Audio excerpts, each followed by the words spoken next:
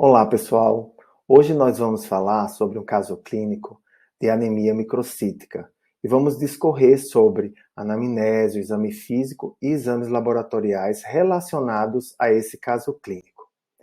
Então, nós temos uma paciente de 45 anos, do sexo feminino, com sintomas de fadiga, falta de ar com esforço, sem dor no peito com esforço ou em repouso. Na revisão de sistemas, quando indagada, ela não tinha nenhum sangue vermelho brilhante no reto ou melena, períodos menstruais pesados ou intensos por cerca de um ano. Na história médica, ela foi tratada para anemia após sua terceira gravidez há 10 anos. Ela não toma nenhum medicamento. E na sua história familiar, seus pais nasceram na Itália e morreu quando ela estava na escola primária. Ela não conhece o histórico médico deles. Então aqui nós temos que ver na anamnese todos esses pontos aqui. Em primeiro lugar, a idade. É importante, quando você está avaliando um paciente que tem uma suspeita de anemia, você saber se a idade é uma idade precoce, uma criança, um adolescente, ou se é já uma idade adulta. Você vai ter diferença das causas de anemia no diagnóstico diferencial da anemia que você tem numa criança e a anemia que você tem num paciente já adulto. Com relação ao sexo, né, você tem o sexo feminino e sexo masculino. No sexo feminino, você tem uma história que está ligado à história médica, à revisão de sistema, muito mais pronunciado no sistema geniturinário, onde você tem uma menstruação que pode ser a causa da anemia por deficiência de ferro, né? Sinais e sintomas que o paciente apresenta. Os sinais, que é o que o paciente relata. A fadiga, a falta de ar, é importante com relação à anemia, né? Você tem uma anemia pronunciada, o paciente vai ter bastante astenia e dispneia. Mas tem que levar em conta o diagnóstico diferencial com doenças cardiovasculares e com doenças pulmonares que podem também causar dispneia e fadiga, devido à hipoxemia. Na revisão de sistema, é importante a gente perguntar com relação a episódios de sangramento, tanto no trato digestório quanto no trato geniturinário. Na história médica, é importante a história medicamentosa, se ela está tomando algum remédio que possa estar interferindo na anemia, ou se ela tem ou já teve algum tratamento, já esteve tratando a anemia e se houve resposta ou não para aquela anemia. Na história familiar, é importante saber se a paciente tem uma história, irmãos, primos ou os pais, se tem alguma história de anemia ou alguma doença hematológica. E aqui a gente vê a Itália faz parte do Mediterrâneo, onde tem bastante anemia do Mediterrâneo, que é conhecida como talassemia, que faz diagnóstico diferencial com anemia por deficiência de ferro. Então, outras perguntas adicionais importantes que a gente deve cuidar na anamnese é se essa paciente toma algum medicamento de venda livre ou suplementos de erva. E ela observou que tem tomado aspirina, né, uma dose baixa por dia, por vários meses. Isso é importante porque os medicamentos de venda livre podem fazer algumas toxicidades, tanto hematológica quanto em outros tecidos sistêmicos, e você tem que estar antenado com relação a esses efeitos adversos. Outra coisa que suplementos de ervas, né, o chá verde, pode diminuir a absorção do ferro e pode estar relacionado com a anemia da paciente. Paciente que usa aspirina tem um risco maior de ter gastrite e doenças pépticas que podem levar a sangramento gástrico. Quando perguntada sobre sua dieta, ela observa que é uma vegetariana e come muitos cereais. Então, isso é importante para avaliar anemias carenciais, principalmente com relação à deficiência de vitamina B12, ferro e ácido fólico. Lembrar que uma dieta vegetariana não tem quantidade suficiente de ferro e muitos pacientes com dieta vegetariana estrita desenvolvem deficiência de ferro e de vitamina B12. Quando perguntada se ela está comendo alguma substância não alimentar como amido ou talco, ou até areia, ou alguma coisa estranha, se ela tem algum desejo por gelo, por exemplo, ela observa que nenhuma delas é o caso. Então, isso é um sintoma que a gente tem em pacientes que têm deficiência de ferro, que se chama pica, né, que é o desejo por alimentos não usuais, aqui como gelo ou até talco. No exame físico da paciente, a mulher estava pálida, sem sofrimento agudo. Os sinais vitais, a paciente apresentava uma pressão arterial de 125 por 90, a frequência cardíaca 88, batimento regular, respiração de 12 incursões respiratórias por minuto.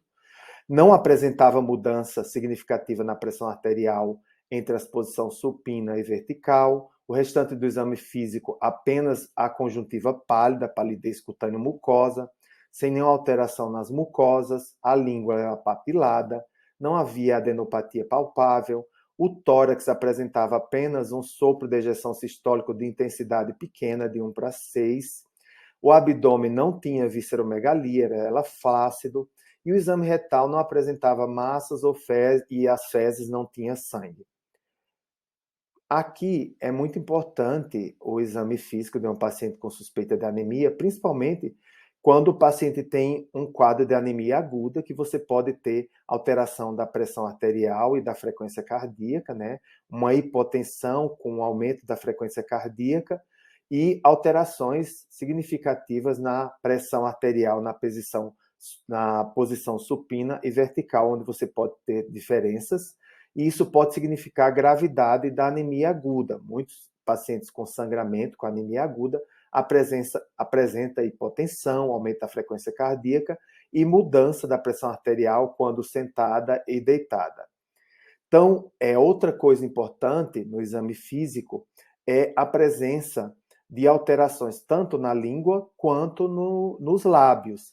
Então, a língua papilada, ela quer dizer que provavelmente essa paciente não tem deficiência de vitamina B12, que o paciente com deficiência de vitamina B12 apresenta uma língua despapilada ou careca, que a gente chama, né? Uma língua vermelha, brilhante e sem papilas. E o paciente com a anemia por deficiência de ferro, ela pode apresentar quelite angular, a famosa boqueira, que pode, eu vou mostrar em uma figura mais adiante. A adenopatia não é frequente em paciente com anemia ferropriva, a não ser que tenha alguma doença associada que possa estar levando a essa linfonodomegalia. O sopro sistólico pode ser comum em pacientes que têm anemia de moderada a grave, e o abdômen você não vai encontrar nenhuma visceromegalia ou alteração no abdômen. Com relação aos achados do exame físico que a gente tem listados abaixo, qual seria consistente com anemia devido à deficiência de ferro, vitamina B12 ou folato? Então, a gente tem alguns sinais físicos como coiloníquia, que é o dedo em colher, a unha em colher, o estreitamento esofágico, sinais neurológicos, como a alteração da marcha, fraqueza, parestesias, e muitas vezes tem pacientes que podem apresentar até coma. Pele amarelo-limão e aquele angular que é a boqueira. Então, vamos pensar um pouquinho quais desses sinais e sintomas físicos são relacionados à deficiência de ferro, vitamina B12 ou folato. Então, a gente tem a resposta aqui. Então, a coiloníquia, que é a unha em colher, ela é muito frequente na deficiência de ferro grave, né? Os pacientes apresentam, além da unha em colher, muito fácil quebrar as unhas. O estreitamento esofágico, que é a síndrome de Plummer-Vinson, acontece na deficiência de ferro grave também, onde o paciente tem disfagia, dificuldade de engolir o alimento. A marcha anormal ou outros sintomas neurológicos aparece na deficiência de vitamina B12, associado ou não à anemia. Então, os pacientes que apresentam a deficiência de vitamina B12 ou mesmo de folato também podem apresentar a pele amarelo-limão devido ao aumento da bilirrubina indireta devido a uma hemólise dentro da medula, que a gente chama eritropoese ineficaz. É bom lembrar que a deficiência de B12 pode ter alteração neurológica, mas a deficiência de folato não dá alteração neurológica. A quelite angular acontece em pacientes com deficiência de ferro, né, que é a famosa boqueira, que isso você pode encontrar em outras deficiências do complexo B também, mas não na deficiência de vitamina B12 ou folato.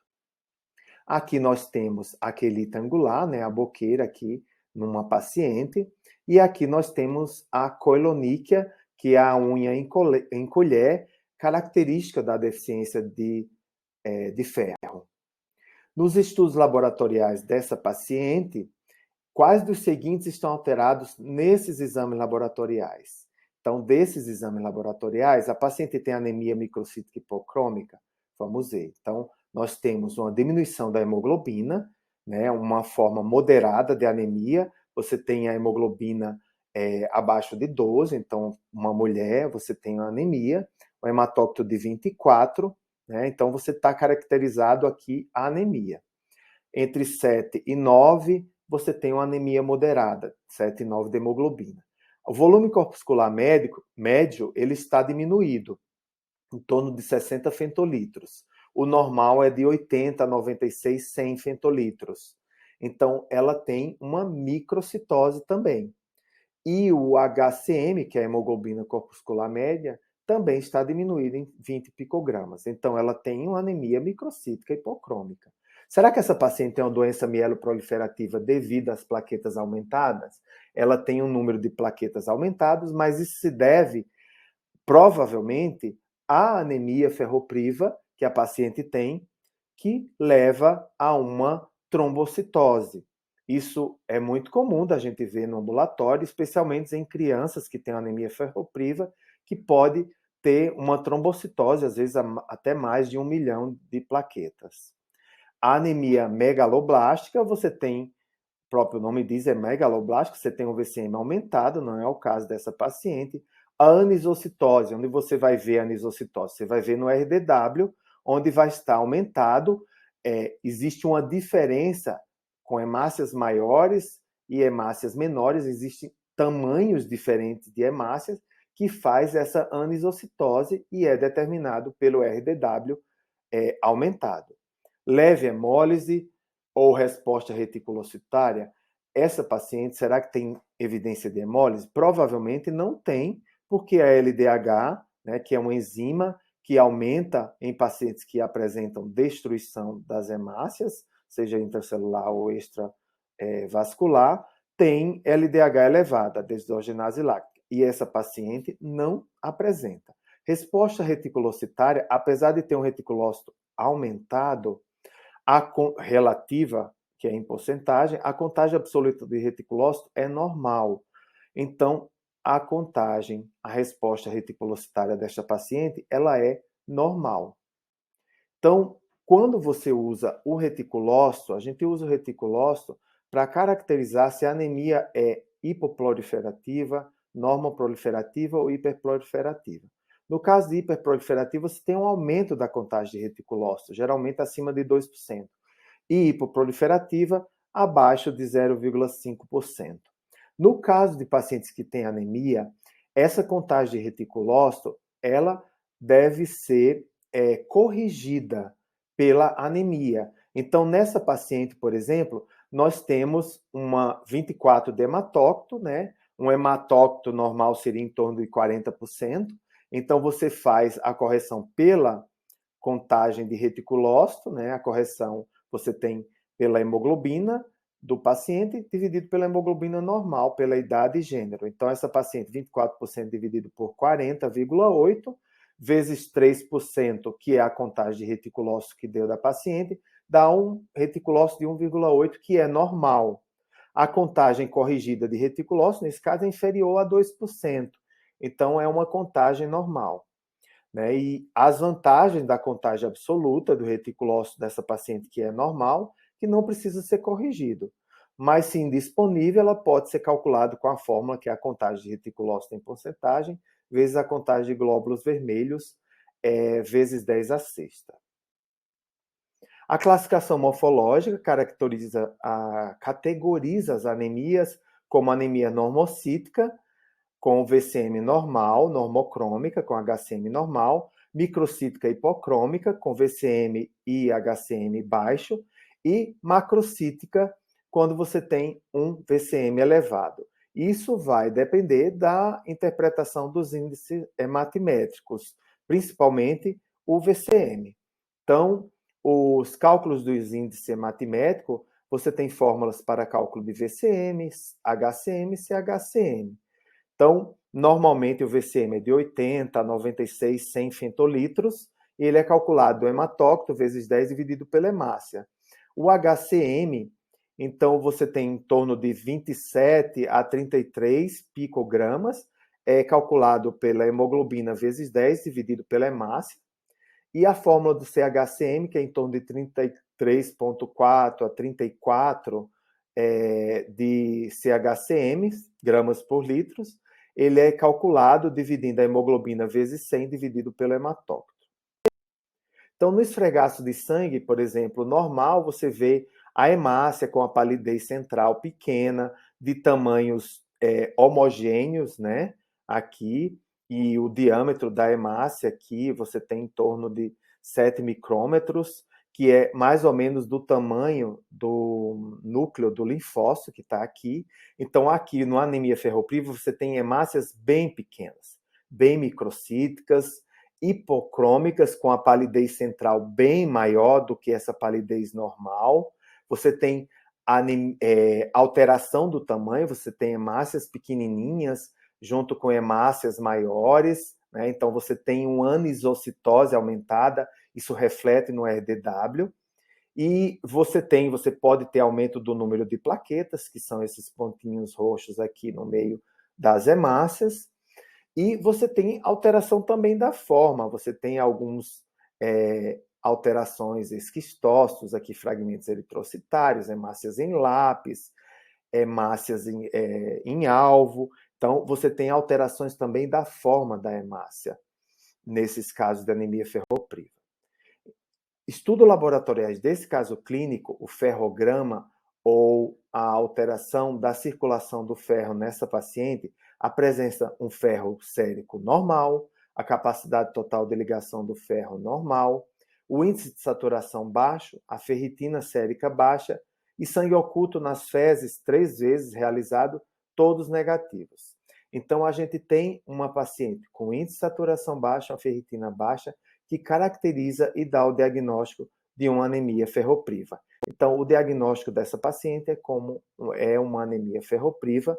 Nos próximos vídeos, nós vamos falar sobre investigação das causas da anemia, diagnóstico diferenciais das anemias microcíticas e sobre o tratamento da anemia ferropriva. Até uma próxima oportunidade. Tchau!